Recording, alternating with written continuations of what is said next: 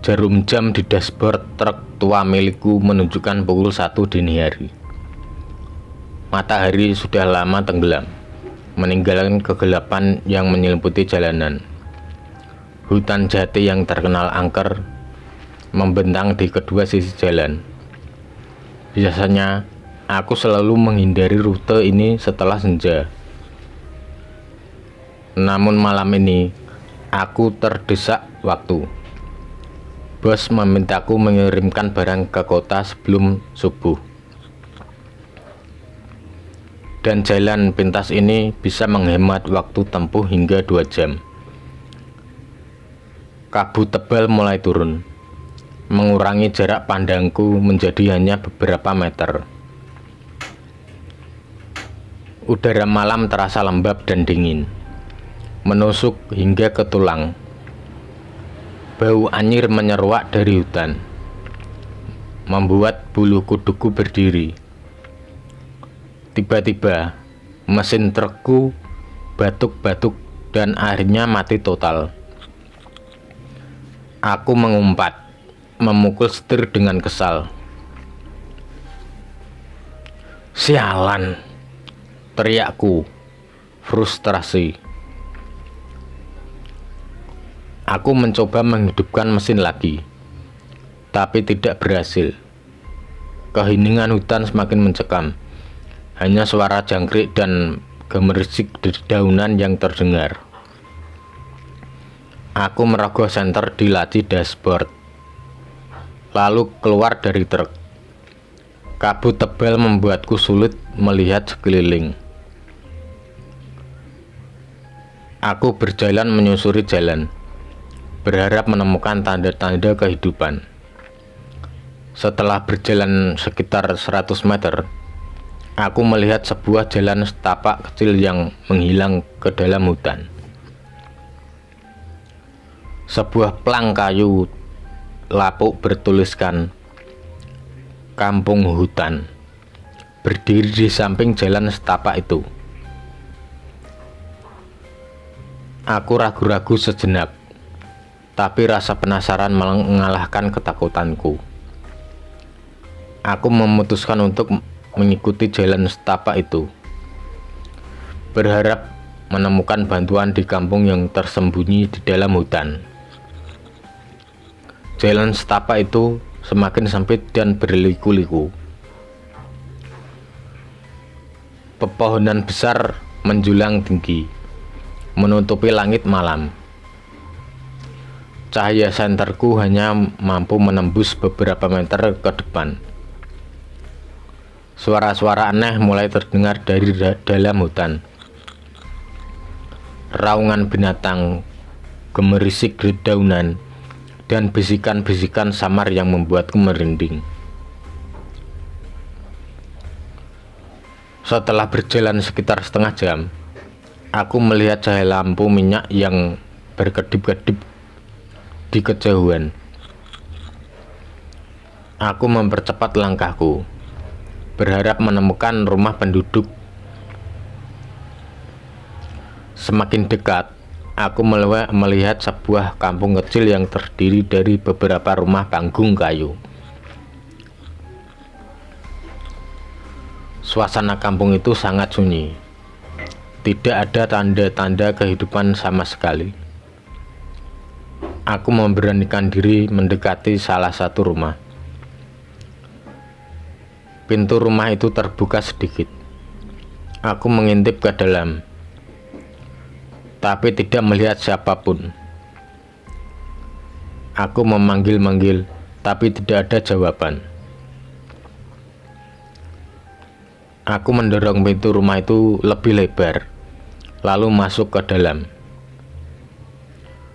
Rumah itu sangat sederhana. Hanya ada sebuah dipan kayu, meja kecil, dan beberapa peralatan dapur. Bau kemenyan yang menyengat menusuk hidungku. Di sudut ruangan, aku melihat sesosok nenek tua duduk di kursi goyang. Nenek itu mengenakan kebaya hitam dan kain batik lusuh. Rambutnya panjang dan putih. menutupi sebagian wajahnya. "Permisi, Nek," sapaku dengan sopan. Nenek itu tidak menjawab. Dia hanya menatapku dengan tatapan kosong. Aku mengulangi sapaanku, tapi nenek itu tetap diam. Aku mulai merasa tidak nyaman, memutuskan untuk keluar dari rumah itu. Saat aku berbalik, nenek itu tiba-tiba berdiri. Dia berjalan perlahan ke arahku. Aku mundur selangkah, tapi nenek itu terus mendekat. Wajahnya yang keriput terlihat semakin jelas. Matanya yang cekung menatapku dengan tajam, yang merasakan hawa dingin yang menusuk tulang.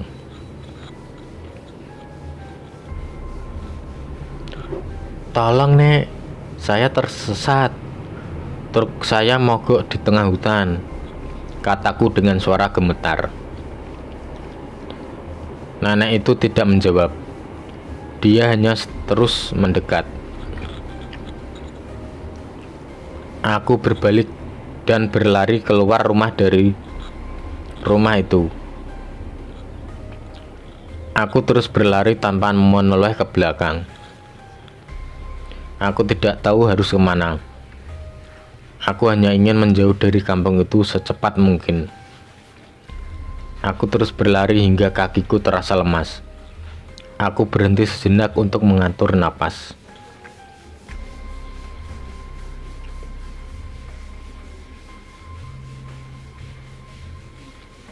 Aku berbalik dan berlari keluar dari rumah itu.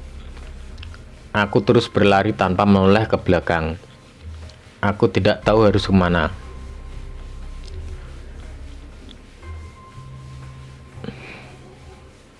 Aku hanya ingin menjauh dari kampung itu secepat mungkin.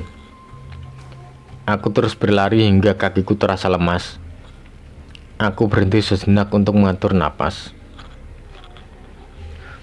Hutan di sekitarku terlihat semakin gelap dan menyeramkan. Suara-suara aneh semakin jelas terdengar. Aku merasa seperti sedang diawasi oleh sesuatu. Aku melanjutkan perjalanan, mengikuti jalan setapak yang semakin tidak jelas. Aku tidak tahu sudah berapa lama aku berjalan. Aku merasa seperti berputar-putar di tempat yang sama. Kabut tebal semakin pekat, seolah-olah hendak menelanku hidup-hidup. Aku mendengar suara langkah kaki di belakangku. Aku menoleh tapi tidak terlihat siapapun. Aku mempercepat langkahku. Jantungku semakin berdebar kencang. Tiba-tiba, aku tersandung akar pohon dan terjatuh. Senterku terlempar dan mati. Aku meraba-raba tanah, berusaha menemukan senterku. Saat aku meraihnya, tanganku menyentuh sesuatu yang dingin dan berlendir. Aku menarik tanganku dengan cepat. Jantungku nyaris copot. Aku menyalakan senterku dan mengarahkannya ke bawah. Aku melihat sesuatu ular besar berwarna hitam melingkar di sampingku. Ular itu mendesis. Matanya yang merah menyala menatapku dengan lapar. Aku bangkit dan mundur perlahan, berusaha tidak membuat suara. Ular itu mengikutiku. Aku berlari sekuat tenaga, tapi ular itu semakin mendekat. Aku berteriak minta tolong, tapi suaraku hilang ditelan kabut. Aku merasa putus asa. Aku tidak tahu harus berbuat apa lagi. Tiba-tiba, aku melihat sebuah rumah panggung kayu di depanku. Aku berlari ke arah rumah itu dan menggedor pintunya dengan keras. "Tolong! "Tolong buka pintunya!" teriakku. Pintu terbuka perlahan. Seorang wanita muda berdiri di ambang pintu. Wajahnya pucat pasi. Matanya merah darah. Dia tersenyum sinis padaku. "Masuklah," katanya dengan suara serak. Aku ragu-ragu sejenak, tapi ular itu semakin mendekat. Aku tidak punya pilihan lain. Aku harus masuk ke dalam rumah itu. Wanita itu menutup pintu di belakangku. Rumah itu gelap dan pengap. Bau anyir darah menusuk hidungku. Wanita itu berjalan ke arahku. Senyumnya semakin lebar.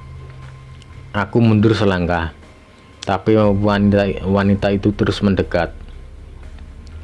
Aku terpojok di dinding. Wanita itu mengulurkan tangannya dan menyentuh wajahku. Kulitnya dingin dan kasar. Aku memejamkan mata, pasrah dengan nasibku. Aku membuka mata. Aku masih berada di dalam rumah itu. Wanita itu tidak ada di sana. Aku menghela napas lega. Aku bangkit dan berjalan ke pintu. Aku mencoba membuka pintu, tapi pintu itu terkunci. Aku menggedor pintu dengan keras, tapi tidak ada jawaban. Aku mulai panik. Aku berlari ke jendela dan mencoba membukanya. Jendela itu juga terkunci. Aku menggedor-gedor jendela, tapi tidak ada gunanya. Aku merasa seperti sedang terjebak dalam mimpi buruk. Aku duduk di lantai, kepalaku terasa berat. Aku merasa sangat lelah. Aku memejamkan mata, berharap bisa terbangun dari mimpi burukku. Saat aku membuka mata, aku melihat wanita itu berdiri di depanku. Dia tersenyum sinis padaku. "Selamat datang di rumahku," katanya. Aku bangkit dan mundur selangkah. Wanita itu terus mendekat. Aku terpojok di dinding lagi. "Jangan takut," kata wanita itu. "Aku tidak akan menyakitimu." "Siapa kamu?" tanyaku. "Aku adalah penunggu kampung ini," jawab wanita itu. "Aku sudah lama menunggumu." "Kenapa kamu menungguku?" tanyaku. "Karena kamu adalah tumbal yang sempurna," jawab wanita itu. Wanita itu mengulurkan tangannya dan menyentuh wajahku lagi. Aku memejamkan mata, pasrah dengan nasibku. Saat aku membuka mata, aku berada di tengah hutan. Aku terlihat trukku terparkir di pinggir jalan. Aku berlari ke arah trukku dan masuk ke dalam. Aku menghidupkan mesin, lalu melaju secepat mungkin. Aku tidak menoleh ke belakang. Aku hanya ingin menjauh dari kampung itu secepatnya mungkin. Aku terus melaju hingga matahari terbit. Aku berhenti di sebuah warung makan untuk sarapan. Aku menceritakan pengalaman mengerikan yang kualami pada pemilik warung. Pemilik warung itu hanya tersenyum dan menggelengkan kepala. "Kamu pasti bermimpi," katanya. Aku tidak yakin apakah aku bermimpi atau tidak. Yang jelas, aku tidak akan pernah melupakan pengalaman mengerikan itu. Aku bersumpah tidak akan pernah lagi mengambil jalan pintas melewati hutan jati. Aku memarkir trukku di pinggir jalan. Rasa lelah dan lapar mulai mendera. Ku ambil sebungkus roti dan botol air dari dalam trukku. Lalu duduk di pinggir jalan untuk makan. Pikiranku masih terus berputar, mencoba mencerna apa yang telah ku alami. Saat aku sedang makan, seorang pria tua dengan topi jerami menghampiriku. Dia tersenyum ramah dan memperkenalkan dirinya sebagai Pak Slamet, penduduk desa terdekat. Aku menceritakan pengalaman mengerikan yang kualami semalam kepada Pak Slamet. Pak Slamet mendengarkan dengan seksama, sesekali mengangguk. Setelah aku selesai bercerita, dia menghela napas panjang. Kampung hutan ini memang angker. Nah, kata Pak Slamet. Banyak orang yang tersesat dan tidak pernah kembali. Apa sebenarnya yang terjadi di kampung itu, Pak? Tanyaku penasaran. Konon, kampung itu dihuni oleh arwah-arwah penasaran yang tidak bisa tenang, jawab Pak Slamet. Mereka mencari tumbal untuk menggantikan mereka di dunia ini. Aku merinding mendengar penjelasan Pak Slamet. Tiba-tiba aku merasa sangat bersyukur masih hidup. Terima kasih, Pak, atas penjelasannya, kataku. Jaga dirimu baik-baik, Nak, kata Pak Slamet. Jangan pernah kembali ke hutan itu. Aku mengangguk dan mengucapkan terima kasih sekali lagi kepada Pak Slamet. Aku melanjutkan perjalanan dengan hati-hati, berjanji pada diriku sendiri untuk selalu mendengarkan nasihat orang tua dan tidak pernah lagi mengambil jalan pintas yang berbahaya.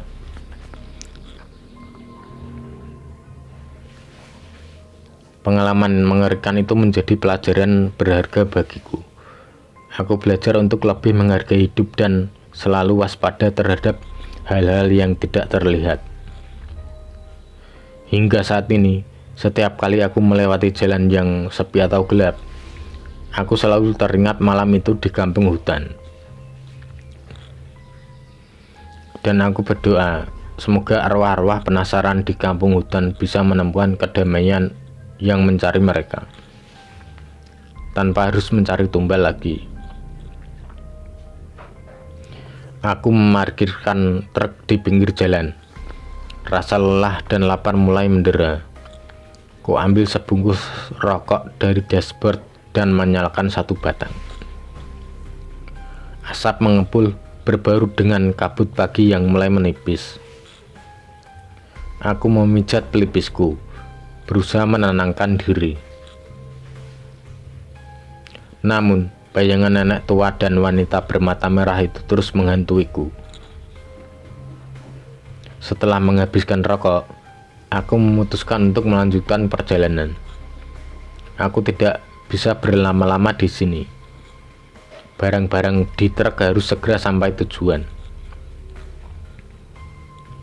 Aku menghidupkan mesin, lalu melaju dengan kecepatan sedang. Aku berusaha mengabaikan perasaan tidak nyaman yang terus menghantui. Beberapa jam kemudian, aku tiba di kota sebelah. Aku mengantarkan barang ke alamat yang dituju, lalu mencari tempat untuk beristirahat. Aku menyewa kamar di sebuah hotel murah, lalu mandi dan tidur. Aku tidur nyenyak, seperti orang yang sudah lama tidak tidur. Keesokan harinya, aku bangun dengan perasaan segar. Aku sarapan di warung makan dekat hotel, lalu kembali ke truk. Aku memeriksa muatan, memastikan semuanya aman. Setelah itu, aku mulai perjalanan pulang. Aku sengaja menghindari jalan pintas melewati hutan jati. Aku memilih rute yang lebih jauh, tapi lebih aman. Aku tidak ingin mengalami kejadian mengerikan seperti tadi malam tadi. Saat melintasi jalan tol, aku melihat sebuah mobil patroli polisi berhenti di bahu jalan. Aku menempi dan bertanya kepada polisi, apa yang terjadi? Ada kecelakaan tadi malam, kata polisi itu. Sebuah truk menabrak pohon di hutan jati. Sopirnya tewas di tempat. Aku terhenyak. Aku teringat kejadian tadi malam. Mungkinkah sopir truk yang tewas itu adalah aku? Mungkinkah aku sebenarnya sudah mati? Aku menggelengkan kepala, berusaha mengusir pikiran-pikiran aneh itu. Aku kembali ke truk dan melanjutkan perjalanan. Aku tidak tahu apa yang sebenarnya terjadi tadi malam. Yang jelas, aku bersyukur masih hidup. Beberapa hari kemudian, aku membaca berita koran tentang kecelakaan truk di hutan jati. Sopir truk yang tewas itu bernama Wahyu. Dia berasal dari desa yang sama denganku. Aku tidak pernah bertemu dengannya, tapi aku merasa kasihan padanya. Aku berpikir tentang kejadian mengerikan yang kualami. Aku tidak tahu apakah itu hanya mimpi atau kenyataan. Tapi aku yakin ada sesuatu yang jahat di hutan jati. Sesuatu yang mengintai dan dari kegelapan, menunggu mangsanya. Beberapa minggu kemudian, aku mendapat telepon dari polisi.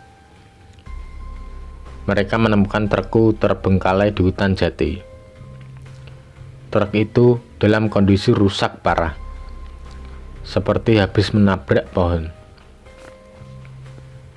Polisi mengatakan tidak ada tanda-tanda sopir truk itu. Aku terdiam, tidak bisa berkata-kata. Aku teringat percakapan dengan polisi di jalan tol beberapa hari yang lalu. Mungkinkah sopir truk yang tewas itu sebenarnya adalah aku? Mungkinkah aku sebenarnya sudah mati? Dan yang sekarang hidup hanyalah rohku yang terjebak di dunia ini. Aku menutup telepon. Pikiran kalut. Aku melihat bayangan di cermin. Wajahku pucat pasi. Mataku cekung. Aku tidak lagi mengenali diriku sendiri. Aku berjalan ke jendela dan melihat keluar. Langit mendung, seolah-olah akan turun hujan. Aku merasa seperti sedang terjebak dalam mimpi buruk yang tidak berujung. Aku tidak tahu harus berbuat apa lagi. Aku hanya bisa pasrah dengan nasibku. Aku berharap suatu hari nanti aku bisa menemukan jalan keluar dari mimpi buruk ini. Dan semoga aku bisa kembali ke dunia nyata, ke tempat di mana aku seharusnya berada. Aku terbangun dengan keringat dingin, membasahi seluruh tubuhku. Napasku terengah-engah, jantungku berdebar kencang. Aku melihat sekeliling mencoba meyakinkan diri bahwa aku berada di kamar sendiri. Di rumahku yang aman. Namun rasa takut dan cemas itu tidak hilang begitu saja. Aku masih bisa merasakan hawa dingin yang menusuk tulangku, bau anyir darah yang membuat mual-mual, dan suara-suara aneh yang berbisik-bisik di telingaku. Aku bangkit dari tempat tidur dan berjalan ke dapur. Aku membuat secangkir kopi panas, berharap bisa menenangkan sarafku. Sambil menyeruput kopi, aku merenungkan mimpi yang baru saja kualami. Mungkinkah itu hanya mimpi buruk biasa? Atau mungkinkah itu sebuah peringatan? Aku teringat cerita-cerita mistis tentang hutan jati yang sering kudengar dari orang-orang tua di desaku. Konon, hutan itu dihuni oleh makhluk-makhluk halus yang jahat. Aku menggelengkan kepala, berusaha mengusir pikiran-pikiran negatif itu.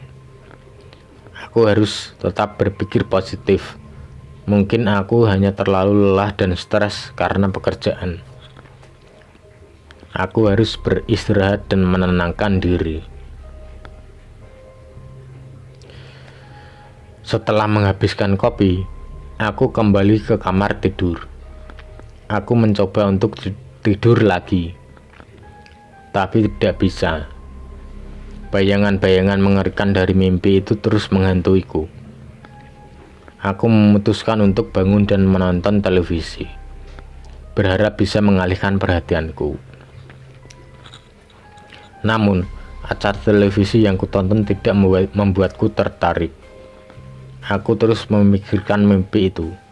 Aku merasa ada sesuatu yang tidak beres. Aku merasa seperti sedang diawasi oleh sesuatu.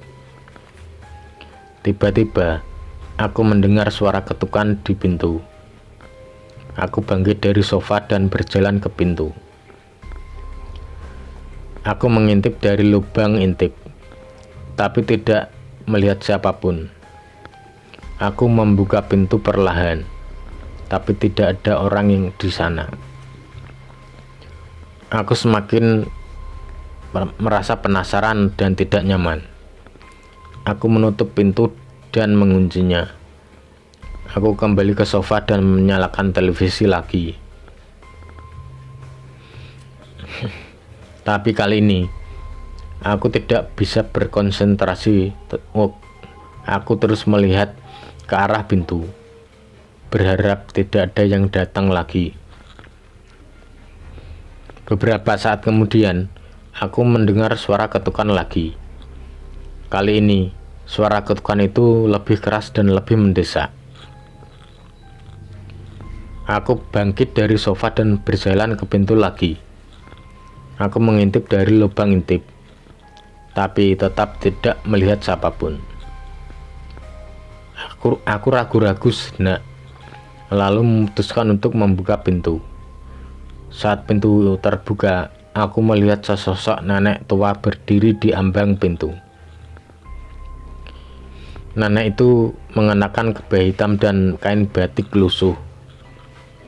Rambutnya yang panjang dan putih menutupi sebagian wajahnya.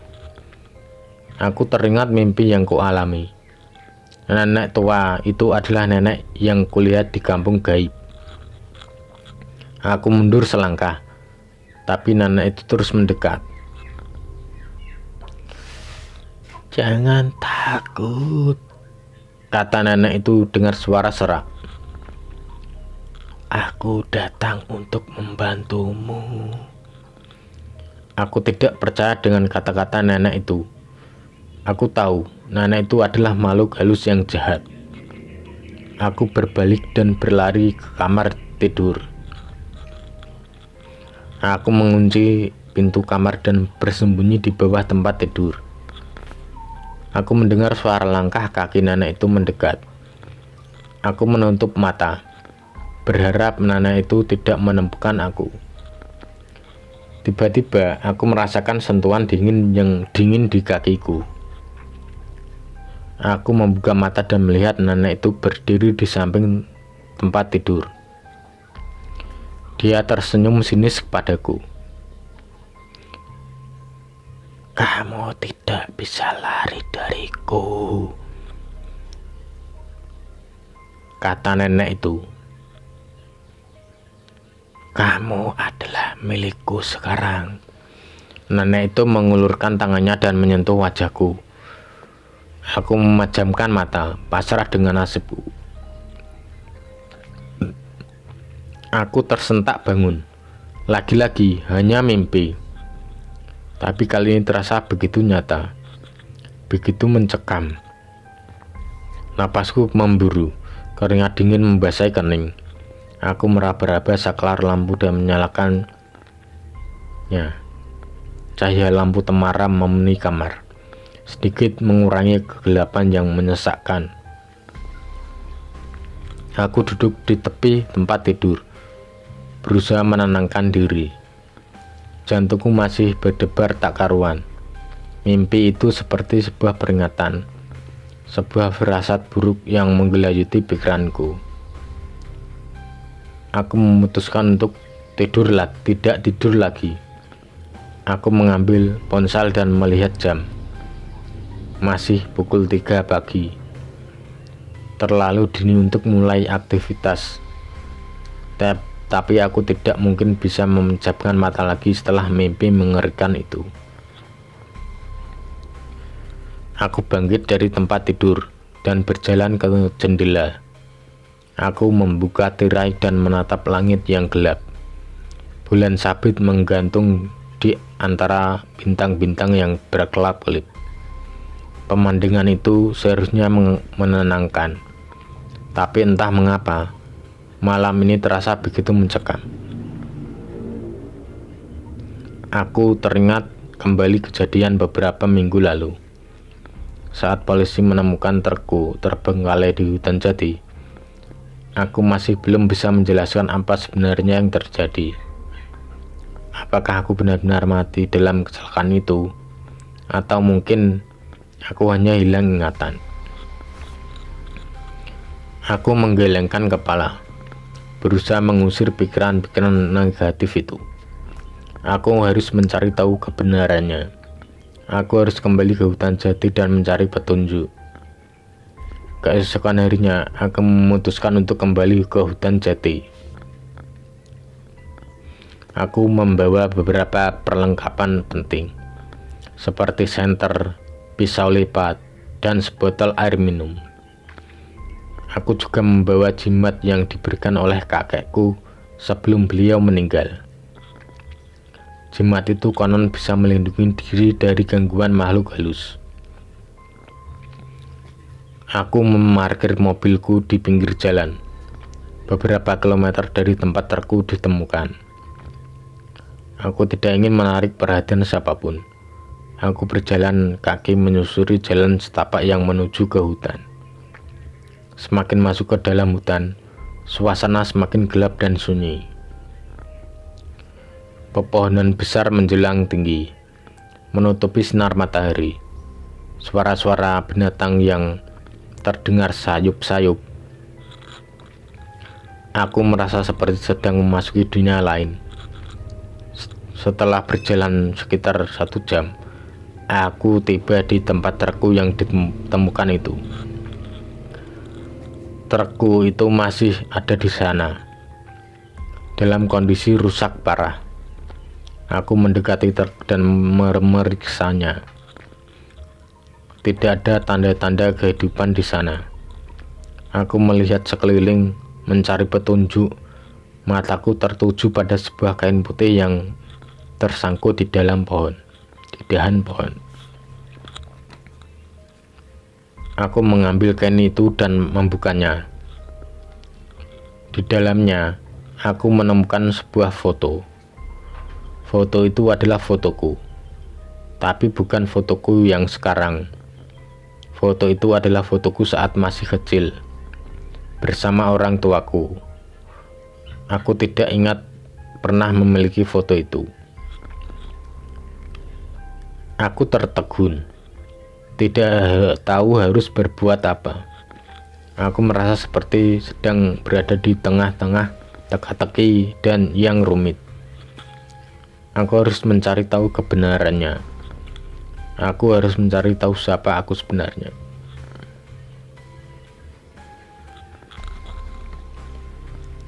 Aku memasukkan foto itu ke dalam saku jaketku, lalu melanjutkan perjalanan. Aku tidak tahu harus kemana, tapi aku yakin aku akan menemukan jawabannya. Aku akan menemukan jati diriku yang sebenarnya. Hutan jati semakin gelap seiring matahari yang mulai terbenam. Suara serangga malam bersahutan, menciptakan melodi yang menyeramkan.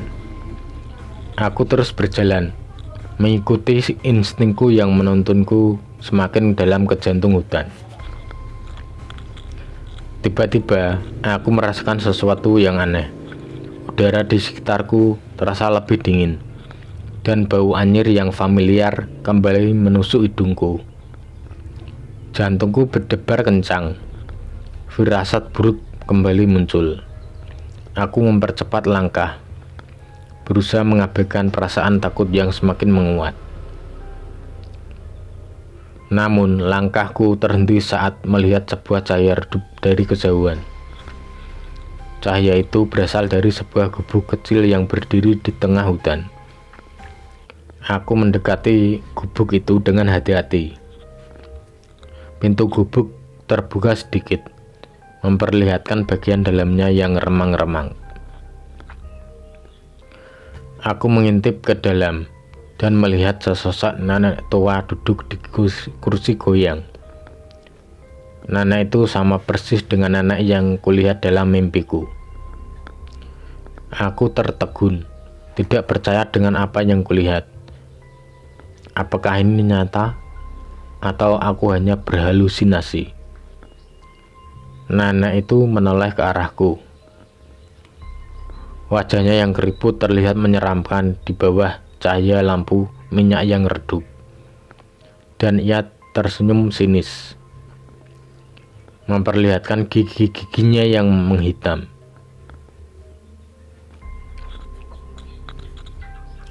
"Akhirnya kau datang juga," katanya dengan suara serak.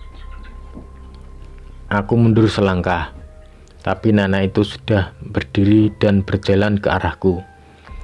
Aku berbalik dan berlari sekuat tenaga, tapi nenek itu mengejarku dengan kecepatan yang luar biasa. Aku terus berlari, tidak tahu harus kemana. Aku hanya ingin menjauh dari nenek itu. Aku terjatuh beberapa kali, tapi aku segera bangkit dan terus berlari. Tiba-tiba aku melihat sebuah jurang di depanku. Aku tidak punya waktu untuk berhenti.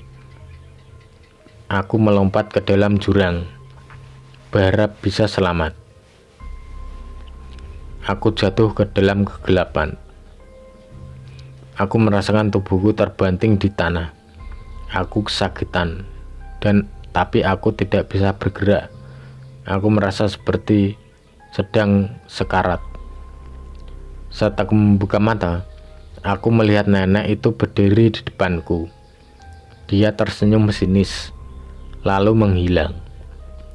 Aku menutup mata, pasrah dengan nasibku. Aku terbangun di rumah sakit. Aku melihat istriku duduk di samping tempat tidurku. Dia menangis terseduh-seduh. "Sayang, kamu sudah sadar," katanya sambil memelukku. Aku bertanya apa yang terjadi. Istriku menceritakan bahwa aku ditemukan pingsan di hutan jati oleh seorang warga. Aku dibawa ke rumah sakit dan dirawat selama beberapa hari. Aku terdiam, tidak bisa berkata-kata.